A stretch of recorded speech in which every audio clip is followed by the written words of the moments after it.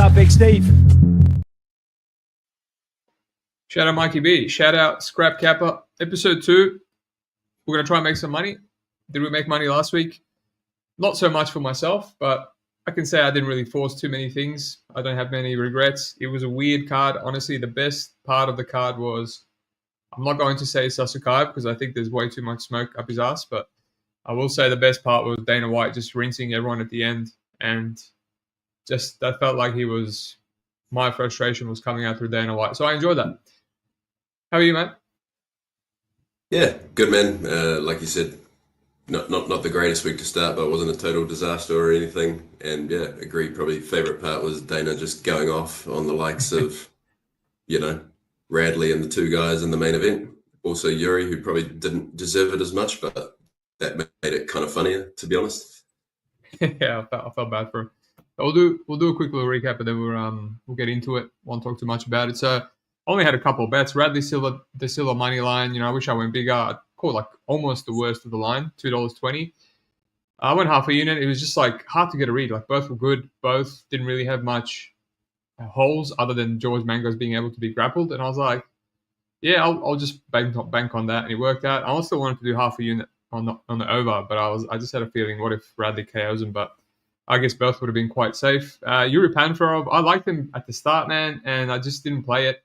And because I taped Everett, and I'm like, it just feels like Everett might be able to get him in 2-3. Like there was questions about Yuri's durability and all that. And yeah, I mean, it's kind of hard to say that I regret it. Like it was 30-27, but I don't know. Just I think it was a weird fight. Like he ate some big shots from Everett, and I honestly thought if that was going to happen, I thought he was going to get knocked out in 2-3. But is what it is. Saikumar, I mean, this is the most annoying bet. I bet like half a unit to start round 2. It looked to be absolutely cruising up until the touch of death, the teep to, I guess that was the solar plexus, high right of the gut. So funny. Ty Miller, Drago, this is the one fight I had no interest in. I thought the under or the over had value. Like he hurt him multiple times. He didn't KO him. And so I didn't really care about that fight. I guess chalk on Miller was good. Some people play that. I wish I was confident enough. And then Bufaya versus Santana. I said to you, this is probably the most likely money line I'll take along with the Silva. And I did take some Santana. Right before it started, I was like, man, this over 2.5 rounds is plus 160. It's 10 cents better than Santana. But I was like, again, same as Radley. It's like, do I go the big money on the money line or do I go the big money on the over? Because if Bufaya's winning, it's going to be, he only kills bums. It's going to go to the decision. And obviously I made the wrong decision.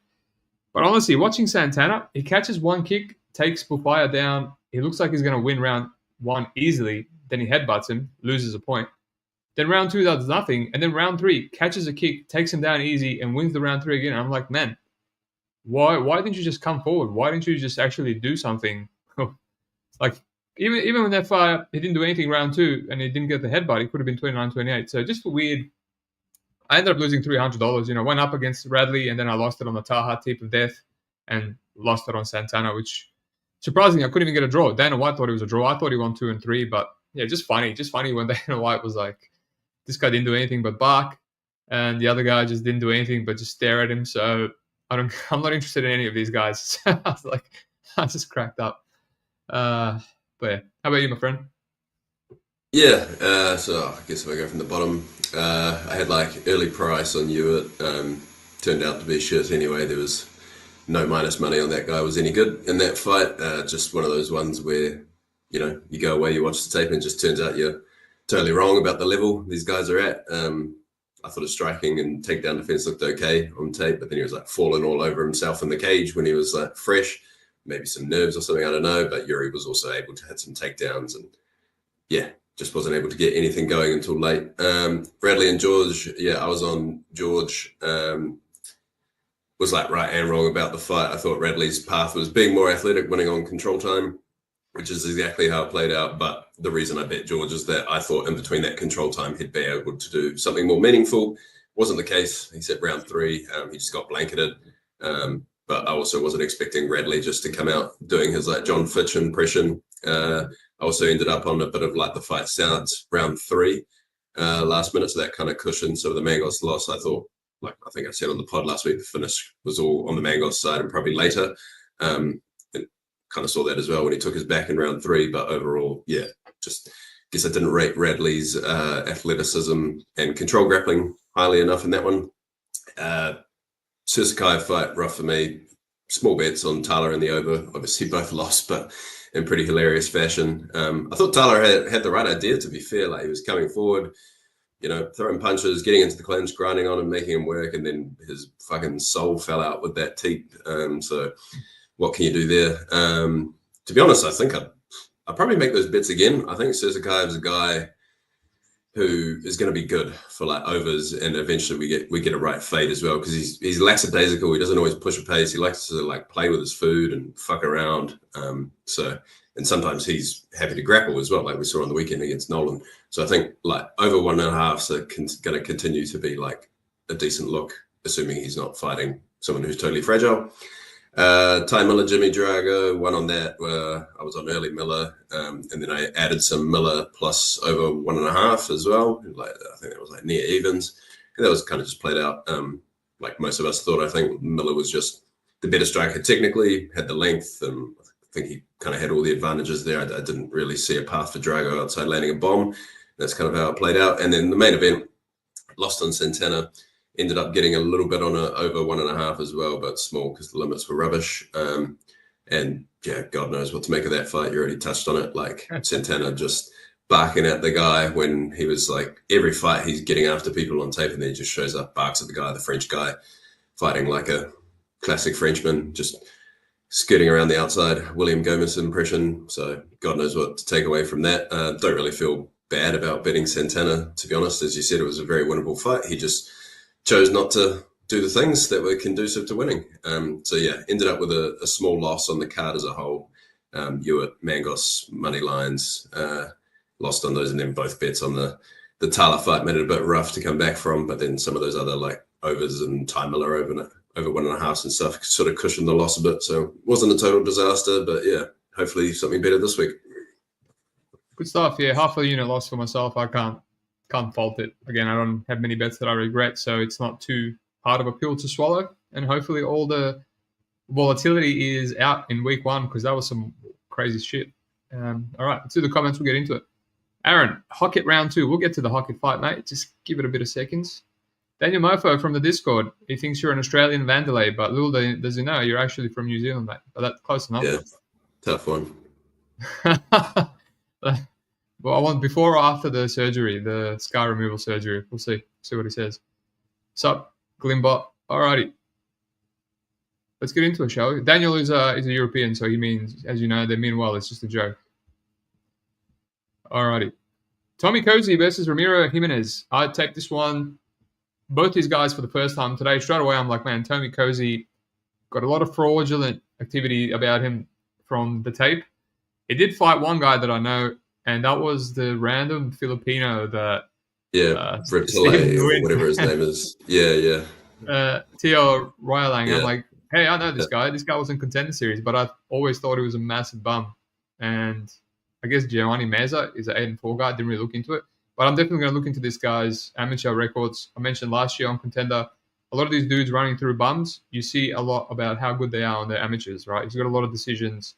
He's fighting Chris McCarthy, Samson, a lot of losses. But the issue is, they fought 6 years ago and he's 25. So I get the feeling that he could be good, but, we just have to fill in the blanks. And against Ramiro Gimenez, he's a big favorite. It was a bit disappointing. I thought we'd get a better line on him. Honestly, he's also not fighting many guys. He's on, many great guys, I should say. He's on Combate, some salty records, but I think Combate is good. It's probably one of the better. It's better than Lux fight series in terms of Mexican promotions, in my opinion, anyway. And even if they're cab drivers, they're relatively tough Mexican cab drivers. So there's a bit of that. You have to go through some tough dudes. This one fight I posted in Discord today, I'm like, wow, his eyes completely shut beginning of the fight. How did he get past the commission? And then, because I'm a casual, they told me that it was a tournament and he fought the 2 fights in one night. And 3. Oh, cool. 3 fights, one night. One's the day before, December 15. And yeah, if you open up the card, they're all on the same one. So I think it must have gone it must have just gone past midnight or something, and then it's technically the next day. Dude, how do you do that shit? That's crazy. And his first fight against Paul Burgos was an absolute war. He got dropped many times. And then he just fights 2 more guys. But luckily he finished him in the first round. So I guess just on that, I got to give him the favorite because he's a savage. I don't think the other kid could do that, but he's got a good win. He's got Devontae Sewell on his record. Is that the actual Devontae Sewell? Let me have a look. No, I don't think so. Oh, it is. Yeah, 12-9. Is it? That guy. Oh, wow. Yeah, but who's had split decisions with Corey Jackson, Hyder Emil, and Ramiro Jimenez ran through him in one round. So yeah, just based on that, but he's the $1.30 favorite. Like, what am I going to do with that? He's still a 26-year-old Mexican from Combate. Like, and he's getting dropped. He went to war with that one guy that was decent. So I didn't want to say dog or pass. The under is plus money, 1.5 rounds. Maybe if Cuozzi is a fraud, Jimenez can get him out of there. That's my first thought. Or Jimenez live bet, but no strong opinions on this fight. What do you think? Yeah, pretty similar thoughts. I think Cuozzi's a fraud. This scene, like he's like 8-0 and whatever, and he's still on his like 8th professional fighting in like high school gymnasiums, fighting absolute cab drivers. Like these guys he's fighting just don't look like they've trained a day in their life. Combate is pretty low level, but these guys are at least trying to do the sport in some capacity. These guys Cuozzi's beating are just like falling over the instant he touches their legs. Like, yeah, it's like probably the lowest level regional scene I can remember seeing in a while. That being said, like, yeah, no interest in laying like minus 400 on this Ramiro guy. He's also very green, very hittable. Like you said, got dropped multiple times in that first fight in that tournament. So yeah, I think you're looking at an under. Cuozzi seems to only have one gear. He thinks because he's like 8-0 against these absolute schlubs, you can tell he's just got this like ridiculous confidence and he just goes out there face tanking punches and like windmilling in the pocket. Occasionally he'll shoot takedowns, get on top, and then just like instantly finish these guys because they've never grappled a day in their life.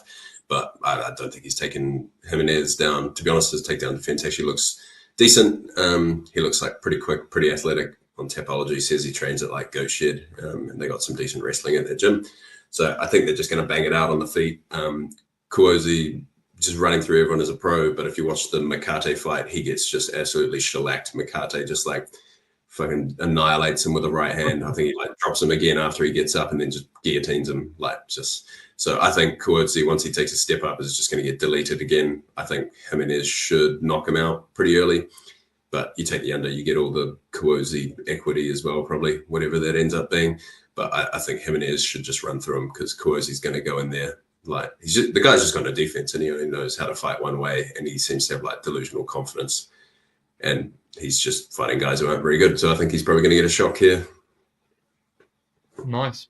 Seems to be somewhat lining up with the under, but I need to look into it some more. That's just what stuck out with minimum tape. All right. Let's look at these comments and then we'll get to the best fight of the season, most likely. Aussie Fight Fan, week 2 locked in. Let's get it. We get some good Aussie viewers at this time. I don't usually do the podcast. I usually do it for the Americans. So. Lucky Tim, our lads. I like the under. Okay. Got some viewers liking that under 1.5. Just don't know what Cuozzi can do to prevent getting mauled other than high rolling top position for a big chunk. Yeah. I mean, there's not much on tape to tell you. Yeah. Yeah, like, well, what can he do? That's the issue with these contender series. Just cab drivers, is you get too many questions. Alrighty.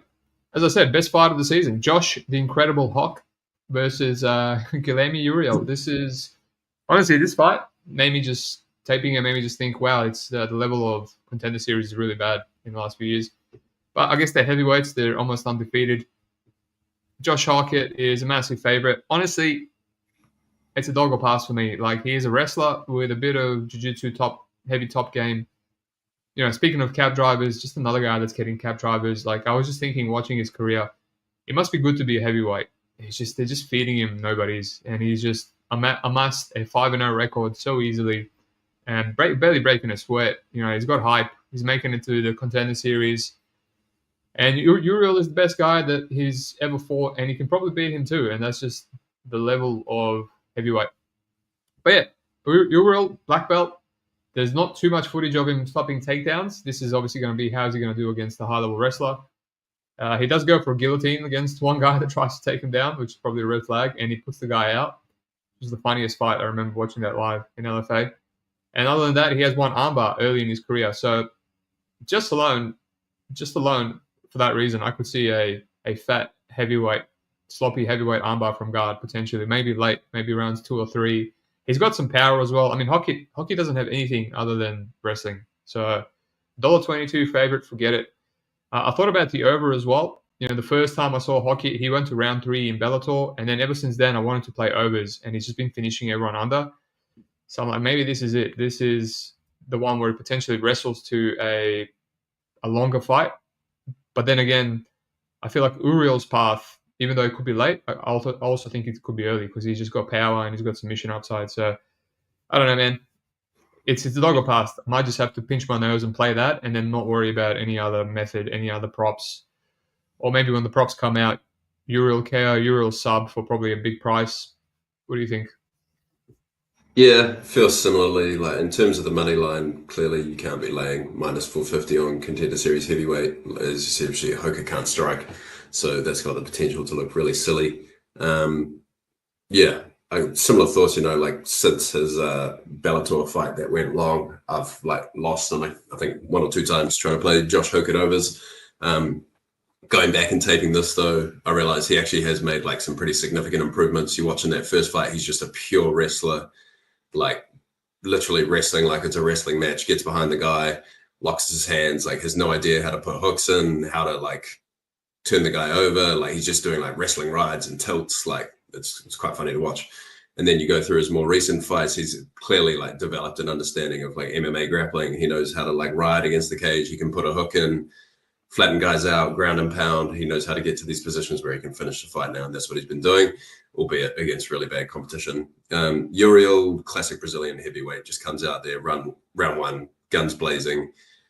And I don't know, maybe this is me being like a bit discriminatory towards Brazilian heavyweights. I just generally think they will suck. They all go out there, they try to be the hammer for a round. If they don't, they flag. Like they get stuck on bottom, they get finished, they quit, they gas. Like Brazilian heavyweights don't have takedown defense generally. They don't have get-ups. They don't know how to survive on bottom. So I think that's likely the dynamic here. It's like, can Uriel win before he gets stuck on bottom? Like you said, he goes for guillotines and arm bars and stuff. I think if Hokit gets on top of him, like in round 1, he's either going to finish him or Uriel's going to get up and he's just going to be spent after that, coming out for round 2, and Hokit will just take him down again. So in terms of betting angle, I mean, if you want to go Uriel money line, can understand that, but to be honest, I'll probably be looking at like Uriel KO1 instead. I don't give him too much equity outside that. He fights with no composure. Even then, that one fight that like extended a little bit, after like 2 minutes, he's like huffing out his mouth, like absolutely panting. Like the guy just goes hell for leather, doesn't know how to fight with any composure. I think Hokit should finish him under 1.5. Maybe it drags out a little bit, but yeah, in general, I think these Brazilians they like being the hammer. They hate being the nail. So I think Hokit should get him out of there under 1.5. I can't see anything I like for betting on this fight. Even the under right now, minus 185. Maybe there's a little bit of value there. I'm just not in the business of laying that much juice on an under 1.5 though. So yeah, probably a pass for me at this point. It's a pretty disgusting fight. I will extend my opinion on Brazilian heavyweights. You can probably say that about Brazilian light heavyweights and Brazilian middleweights, as we saw with Santana just last week. So not exclusive to heavyweights. Alrighty, let's go. I need to really address this important comment. Eric says, incredible hog. Could I get clarification on which fighter do you mean? Or do you either mean myself or Scrap? I think it's important to clarify before we continue. He might be thinking about Hawk though, because his nickname's Incredible Hawk. Aussie Fight Fan, waiting for 2-3 props. I mean, that seems to be the consensus. You're the second person to mention it. Also, Aaron, Hokit round 2 inside the distance, neither fighters UFC material. I think that's a no-brainer. I mean, you know what? Hokit, with his wrestling credentials at heavyweight and only being 27, I think that's enough to automatically make him a UFC level heavyweight. Yeah. He's a good athlete as well. Like, even though he can't strike, just the way he moves on his feet, he's light. He can shoot a really good like double leg. He can actually get down and shoot on the legs. He's not like these heavyweights who just like mush their fucking fat tummy into the other guy into the cage and then try to grind them down. Like he can probably level change, get underneath guys and blast them off their feet. So I think he's got potential. Yeah, like you said, like you can see improvement in his grappling. Like these guys that are incredibly green in MMA, they're going to look so much better fight to fight. And then, you know, when he gets a title shot, he'll just fight like comes up. Yeah, probably. The guillotine was hilarious. He woke up. Yeah, that's actually, I've only put one person out in training, and in like 6 years, and it was the same. I didn't even know he was out, and then when I let go, he was snoring on me. I shit my pants. Alrighty, Lewis Lee Scott, Kaushik Saikumar, right? The pride of Chennai. So this guy's an Indian, which is an automatic red flag, but he's fighting on the US regional scene, right? You know, he's got the Anthony Pettis wins and the CFFC and whatnot. Lewis Lee Scott, this guy is, in my opinion, is UFC level. I bet him as a big underdog against Demare Pena in the Aries FC title fight. And I remember I taped that fight so much. I'm like, what am I missing here? Why is this kid such a big underdog to Demare Pena? And ended up being a great bet. I didn't really watch his last fight. He got a round one armbar. It was probably a squash match like most Aries FC fights. No, it was it was a scrap. That Benate kid has really good striking, and he was actually putting it on Louis on the feet, and then he had to go to his grappling because the guy had no grappling. So he's getting turned up on the feet, so he just took him down and subbed him. Yeah. Well, he's 5-0, so I guess he's not a bum. Let me have a look. Let me wiki cap. No, he's one-dimensional, but the kid's super long. He's like this scarecrow, lanky kid. He's got very legit striking. That's interesting. Yeah, very legit striking. Cool. Well, there you go. But yeah, I'm not going to say this Indian's that bad. Like he has, where does he train from? Is he an American? Ryan Hall. He's 50-50 with Ryan Hall and them.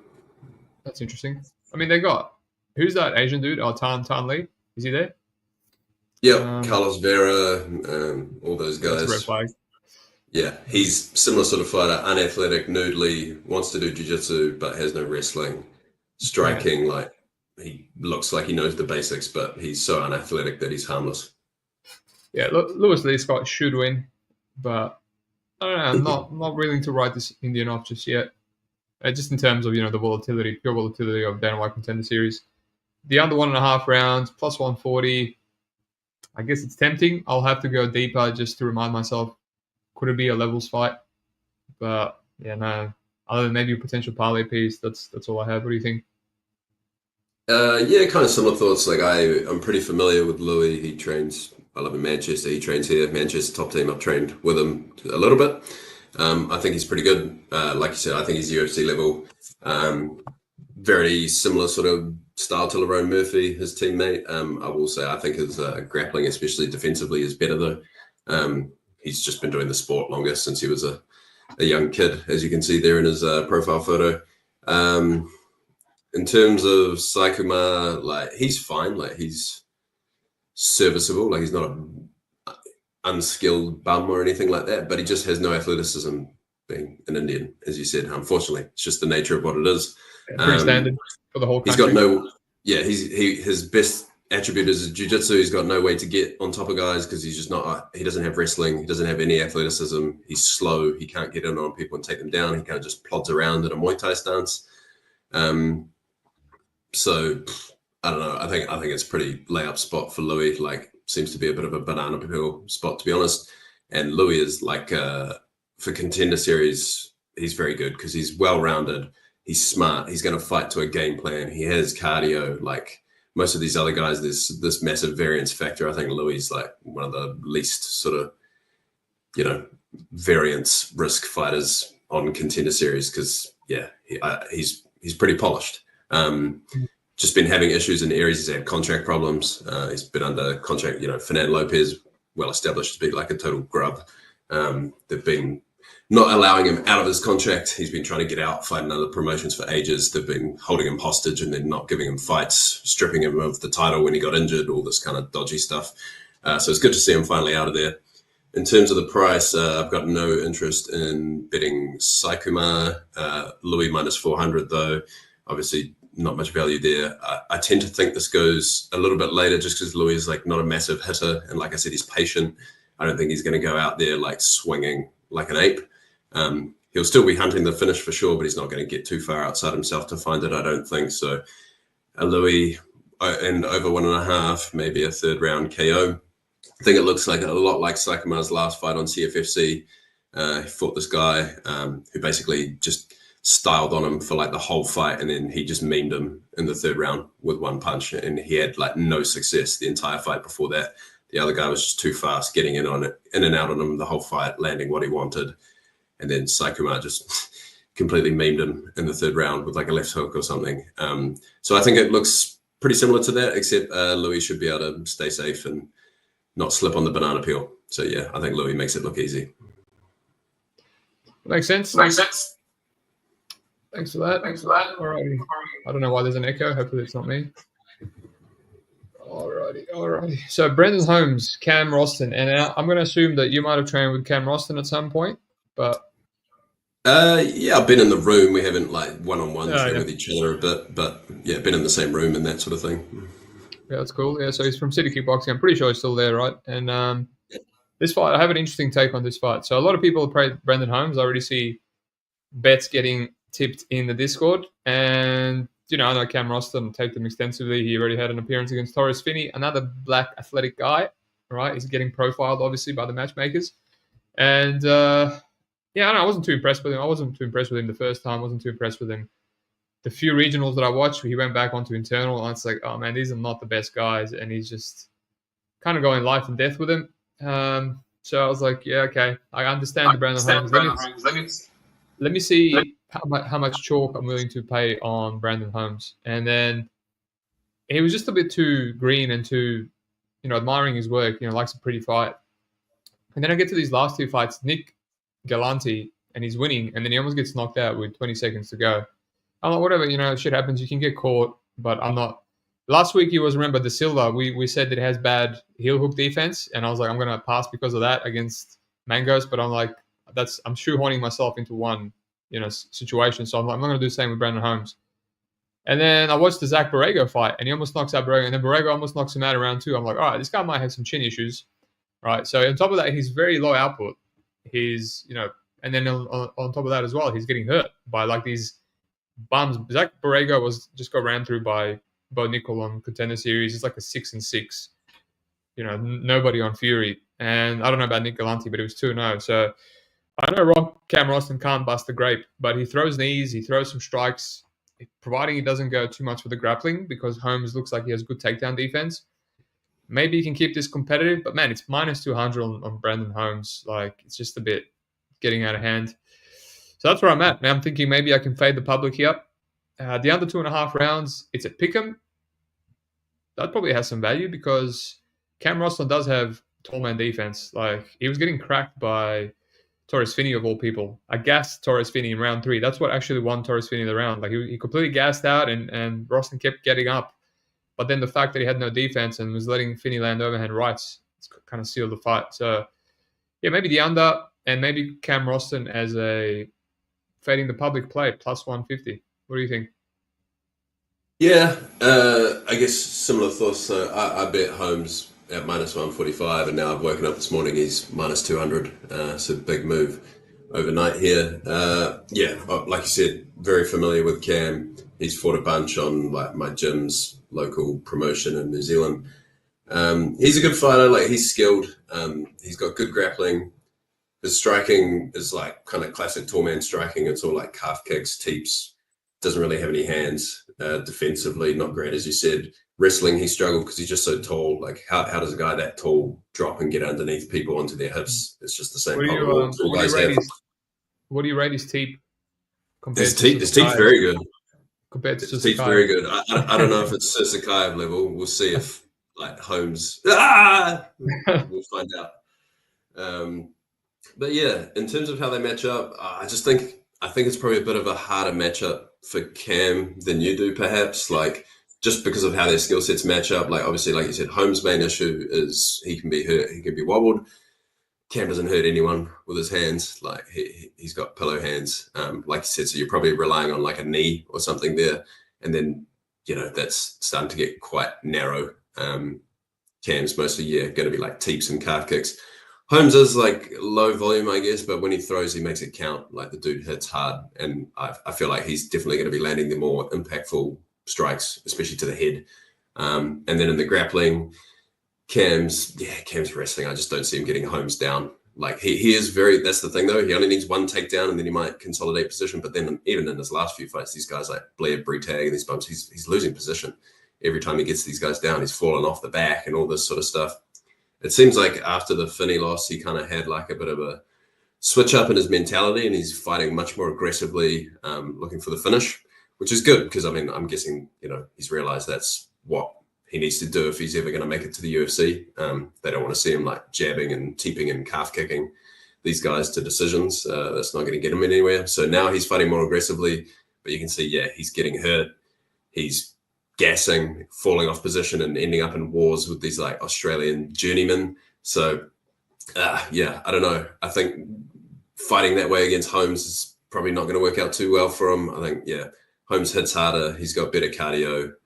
He's very hard to take down and hold down. Like Nick Galante is a good grappler. He's from Dante Rivera's gym. And you saw Holmes was pretty much able to shut that all out. Cam's ended up on bottom even a few times against these like lower level Aussie guys. So Holmes might end up on top of him.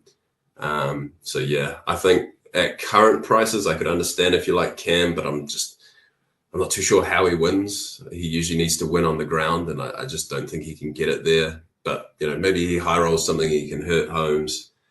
And then in terms of the total, I think under probably makes a bit of sense because Holmes, I think, will land some hard strikes.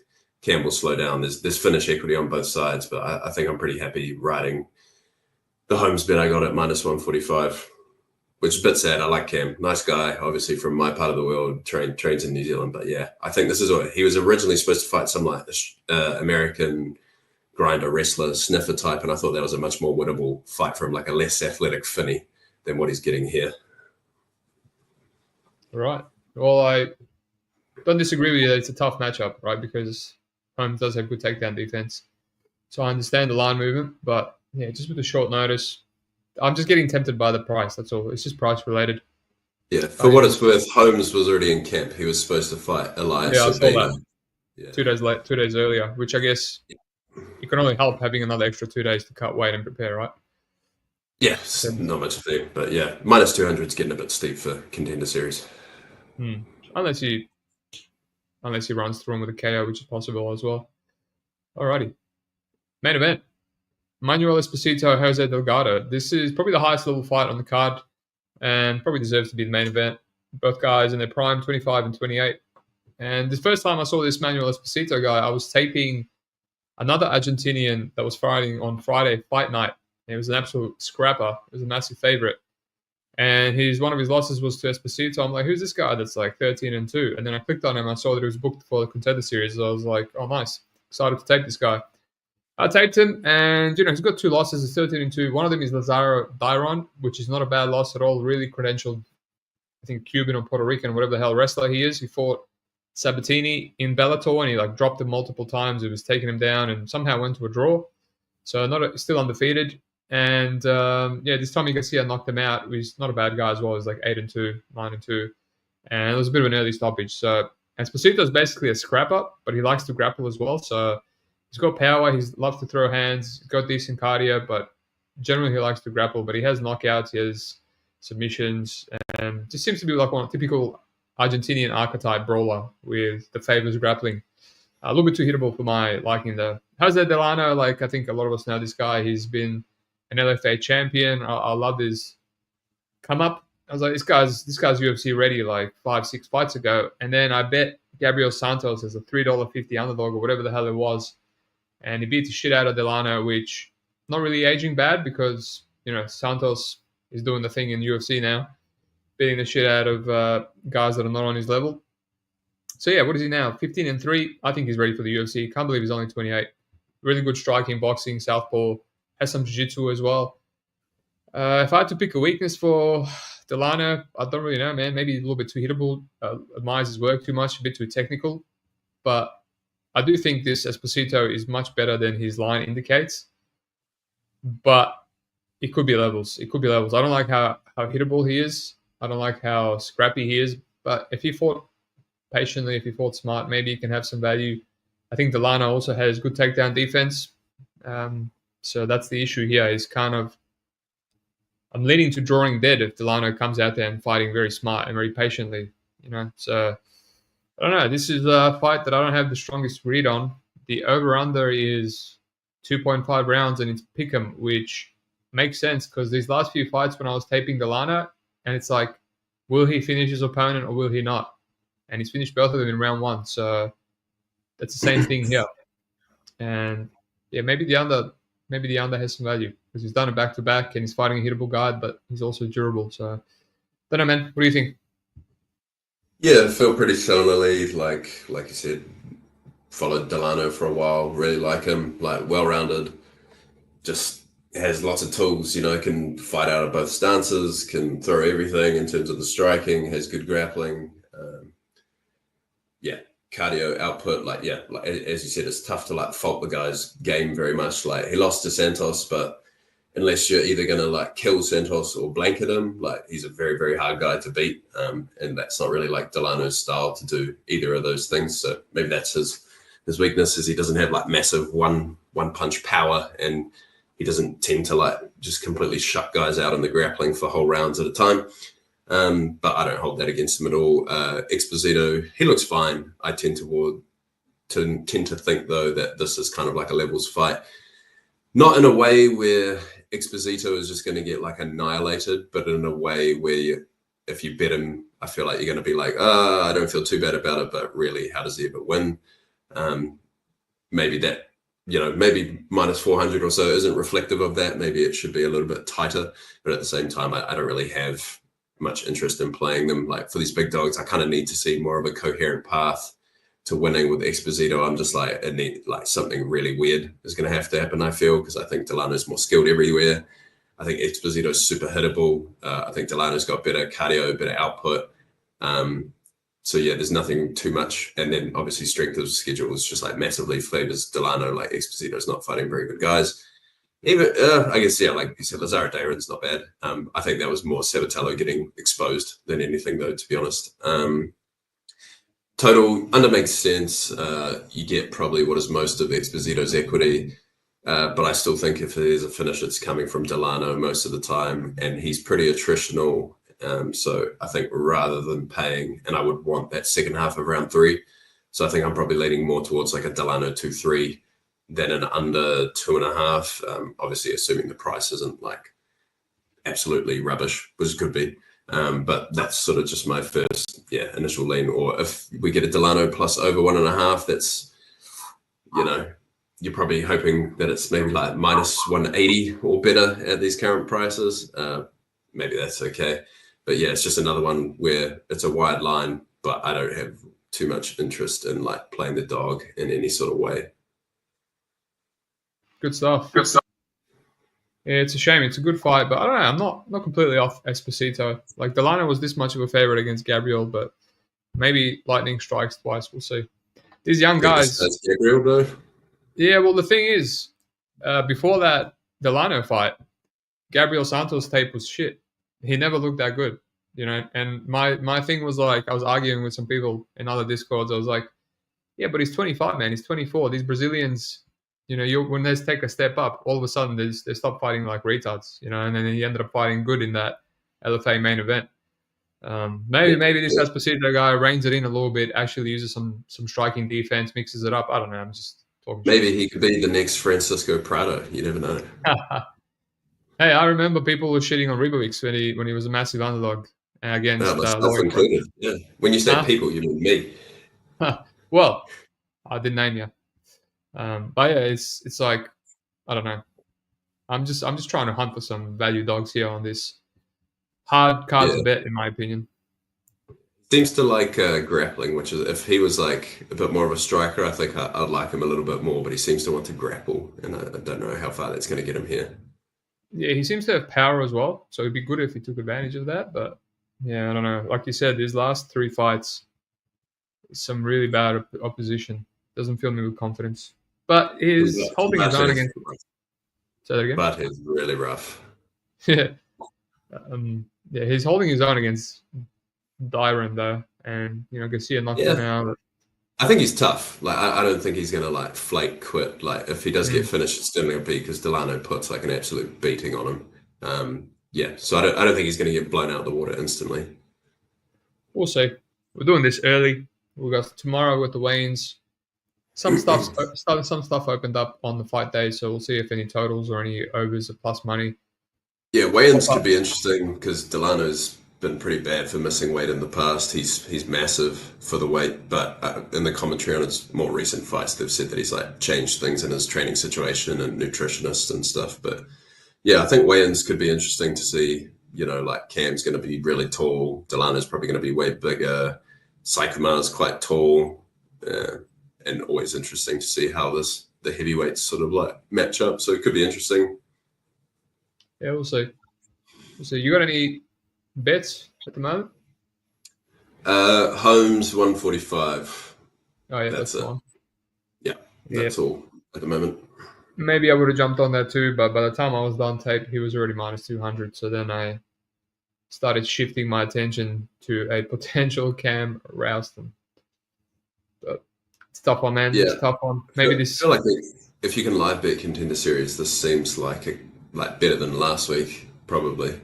I can, but there was nothing last week. But hopefully, it can't be any worse than last week. Honestly, that was just such a weird, volatile episode. Yeah, I feel like at least we're probably going to get like better fights this week. Hopefully, like the heavyweight should be like guaranteed. Something's going to happen there. Same with Gimenez and Cuozzi, and then the main event as well. And I think Cam and Holmes should put on a decent fight. I reckon the only one that might be a bit boring is I think Louis might just like school this guy and shut him out a little bit. So yeah, Gimenez, Cuozzi, someone maybe the under. We all seem to agree on the under 1.5. Maybe go with the alternative round 1 and 2. Yeah, let's stop talking about it while it's $100 limits on Bet Online. That's all right, mate. We abundance mindset. We ain't scared of giving out locks. We'll make more money anyway. All right, Aussie fight fan, interested to see some Cam sub. I don't know. As you said, losing a lot of position on regionals and stuff, but I haven't seen Holmes on ground once. So this is one of those ones where you go deep. Let's see how his ground game actually is. Holmes looks so hard to grapple, man. The guy just looks so physical and knows what he's doing as well. Yeah, as I said, like when I go, this is Monday night, so this is very early for me. So I did about 3-4 fights each, but there's more digging to be done before bets are locked in. I'm going to do some amateurs and look at their Instagram, blah, blah, blah. All right, thanks, boss. Well, we'll do it all again next week if you're available. And if you've got nothing to add. What am I doing next week? I have to do the day after next week. It's bank holiday. Even better, because this day I only did for today this week for you. But I'll be back to training this time. Yeah, hiking, good stuff. Maybe you can find my friend NTT. He usually hikes, and we haven't heard from him in a few months in the Discord. So, all right, we'll send out the search party. the last bet he put on was GM3 sub. So he's the special sub plays in his honor, if you remember that. Yeah, I'm familiar. I know NTT's work. Yeah. So if you can find him somewhere in the forest, that'll be good. At least his body or something, and then we can bury him, and like we'll nominate someone else to bet losing sub props in the Discord in his replacement. All right, peace out. Thanks for listening. Like and subscribe. See you later.